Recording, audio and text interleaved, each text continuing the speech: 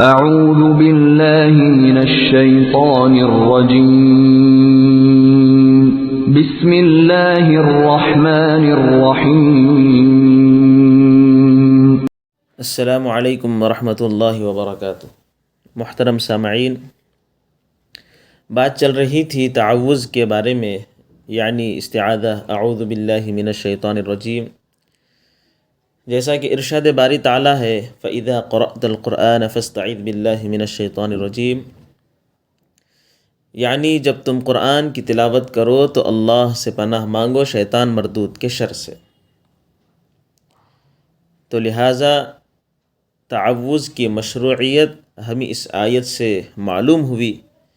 تو قرآن کی تلاوت سے پہلے تعوذ کا پڑھنا باجماع امت سنت ہے، خواہ ہماری تلاوت و نماز کے اندر ہو یا نماز کے باہر ہو۔ اور یہ بات بھی یاد رہیں کہ تعوذ کا پڑھنا یہ تلاوت قرآن کے ساتھ مخصوص ہے۔ تلاوت قرآن کے علاوہ دوسرے کاموں کے شروع میں صرف بسم اللہ پڑھی جائے، تعوذ وہاں پر مسنون نہیں ہے۔ اور ایک مسئلے کی وضاحت میں کرنا ضروری سمجھتا ہوں کہ جب قرآن شریف کی تلاوت کے وقت اعوذ باللہ اور بسم اللہ پڑھنا دونوں مشروع ہیں، تو درمیان تلاوت میں جب ایک سورت ختم ہو کر دوسری سورت شروع ہو تو وہاں پر صرف بسم اللہ پڑھی جائے، تعوذ کا پڑھنا وہاں پر ضروری نہیں ہے، صرف بسم اللہ پڑھ لینا کافی ہو جائے گا۔ سوائے 10ویں پارے کی جو سورہ برات ہے، جس کو سورہ توبہ بھی کہا جاتا ہے، وہاں بسم اللہ نہ لکھی ہوئی ہے، نہ پڑھنی چاہیے۔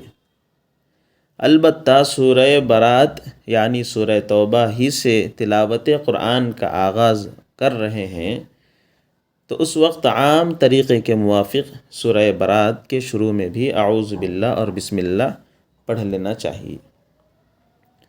تو الغرض تعوذ کی جو حکمتیں ہیں اس کو تو میں نے بیان کر دیا ہے۔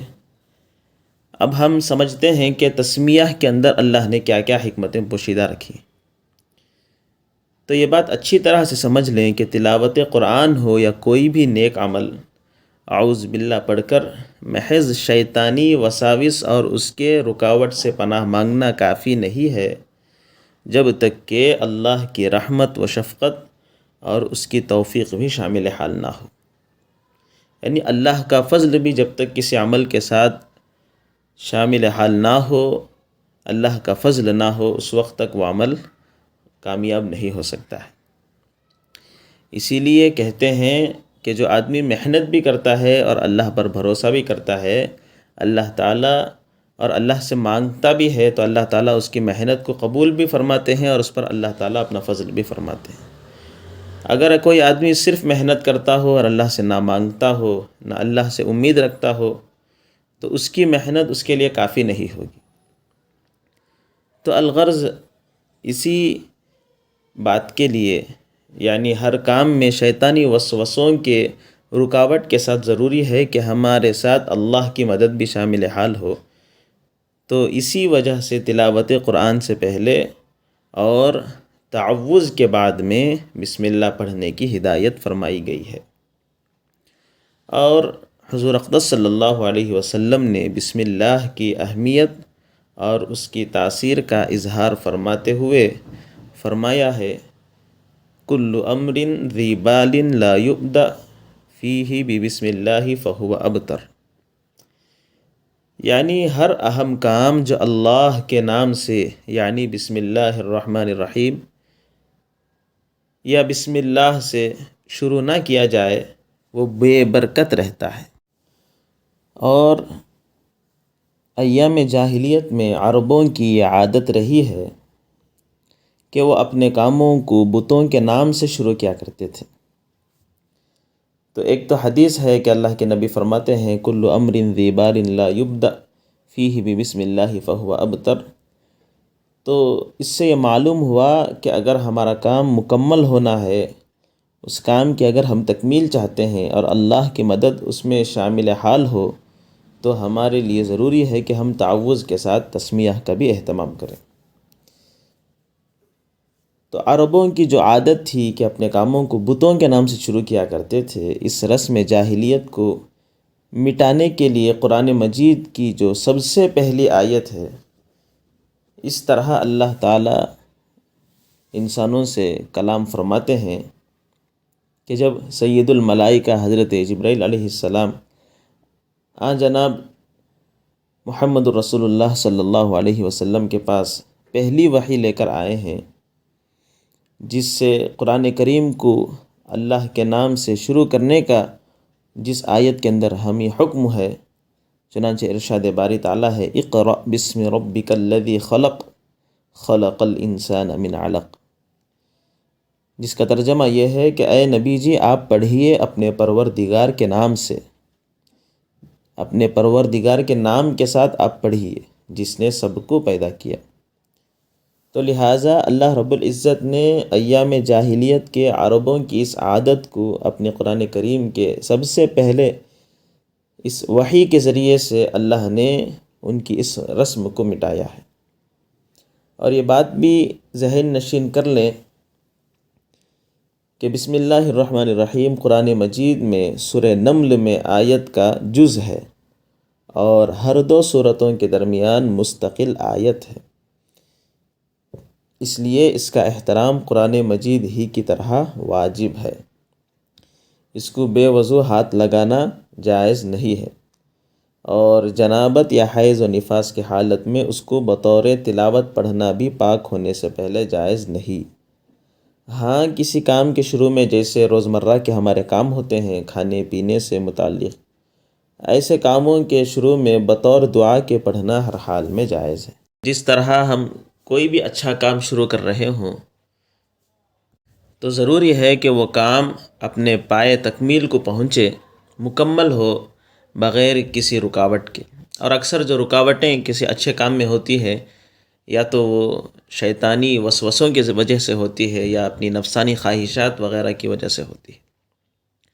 تو جس طرح کسی بھی اچھے کام کی تکمیل کے لیے شیطانی وسوسوں سے اپنے آپ کو دور رکھنا ضروری ہے، تو دوسرے پہلو میں یہ بات ضروری ہو جاتی ہے کہ ہمارے اس کام میں اللہ کی مدد بھی شامل حال ہو، اور یہی اللہ کی مدد کو ہم مانگتے ہیں بسم اللہ الرحمن الرحیم کے ذریعے سے، جیسا کہ نبی پاک صلی اللہ علیہ وسلم کا ارشاد ہے، جس کا مفہوم میں نے بتایا تھا کہ ہر وہ اچھا کام جو اللہ کے نام کے بغیر شروع کیا جائے وہ دم بریدہ ہے، ادھورا ہے، ناقص ہے۔ اور اس سے بسم اللہ الرحمن الرحیم کی اہمیت اور زیادہ بڑھ گئی، حتیٰ کہ امام المفسرین بہت بڑے جو مفسر گزرے ہیں، امام فخر الدین رازی رحمۃ اللہ علیہ لکھتے ہیں کہ قرآن کریم تمام سابقہ آسمانی کتابوں کے علوم پر اس طرح حاوی اور جامع ہے گویا وہ تمام کتب سماویہ کا نچوڑ اور خلاصہ ہے۔ یعنی قرآن مجید کے نزول سے پہلے جتنی کتابیں صحیفے وغیرہ نازل ہوئی ہیں، بعد میں قرآن مجید کو یہ درجہ ملا ہے کہ وہ اپنے پچھلے تمام کتب سماویہ کا ایک اعتبار سے نچوڑ اور خلاصہ ہے۔ اور آگے امام فخر الدین رازی رحمۃ اللہ علیہ لکھتے ہیں کہ کل قرآن کا خلاصہ سورہ فاتحہ میں ہے، یعنی جتنے مضامین اللہ نے قرآن مجید میں ذکر کیے ہیں، تفصیل کے طور پر ہو یا تشریح کے اعتبار سے ہو، ان سب کا خلاصہ سورہ فاتحہ کے اندر موجود ہے۔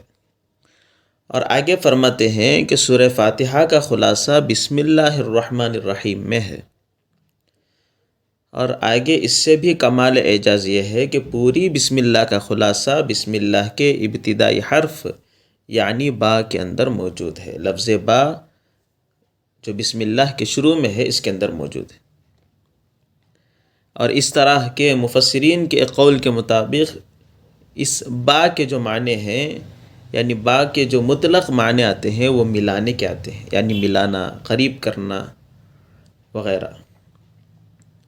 اور غور کیا جائے تو ہمیں یہ بات معلوم ہوتی ہے کہ تمام قرآن کا جو منشا ہے، جو مقصود ہے، جو غرض و غایت ہے وہ ایک ہی ہے، وہ یہ ہے کہ بھٹکے ہوئے گمراہ انسانوں کو اللہ سے ملانا۔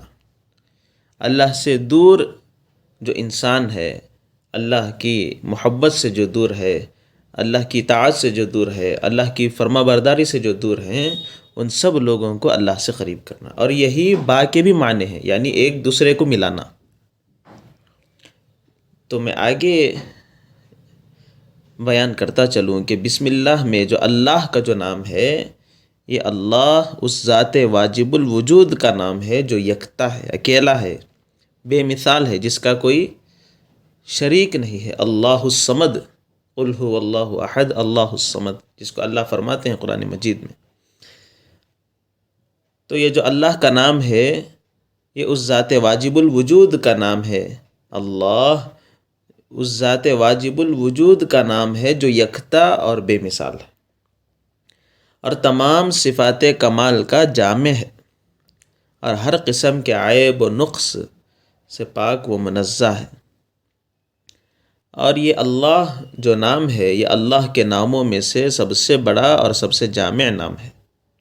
اور یہ اللہ ہی کا نام ہو سکتا ہے، یعنی جو لفظ اللہ ہے، اس میں اللہ ہے، یہ اللہ ہی کا نام ہو سکتا ہے، کسی اور کا ہو نہیں سکتا. اسی لیے صوفیاء کرام اور اولیاء اللہ نے اور امام اعظم ابو حنیفہ رحمۃ اللہ علیہ نے بھی اللہ کے لفظ کو، یعنی لفظ اللہ کو اسم اعظم قرار دیا ہے. تو لفظ اللہ کے بعد میں الرحمن اور رحیم یہ دو نام آئے ہیں، اور یہ دونوں بھی اللہ ہی کے نام ہیں. تو رحمان اور رحیم دونوں کے معنی عربی میں رحم کرنے والے کے ہیں. اہل علم کا خیال ہے کہ رحمان سے دنیا کی رحمت کی طرف اشارہ ہے، اور رحیم سے آخرت کی رحمت کی طرف اشارہ ہے. وجہ آگے فرماتے ہیں، اس لیے کہ عربی زبان میں رحمان کے وزن پر آنے والے جو الفاظ ہیں، ان میں شدت پائی جاتی ہے، عجلت پائی جاتی ہے. جیسے سکران ہے، جو عربی کا ایک لفظ ہے جس کے معنی ہے حالت نشہ میں ہو. جو آدمی حالت نشہ میں ہو اس کو سکران کہتے ہیں. اسی طرح جو غصے میں ہو اس کو غضبان کہتے ہیں.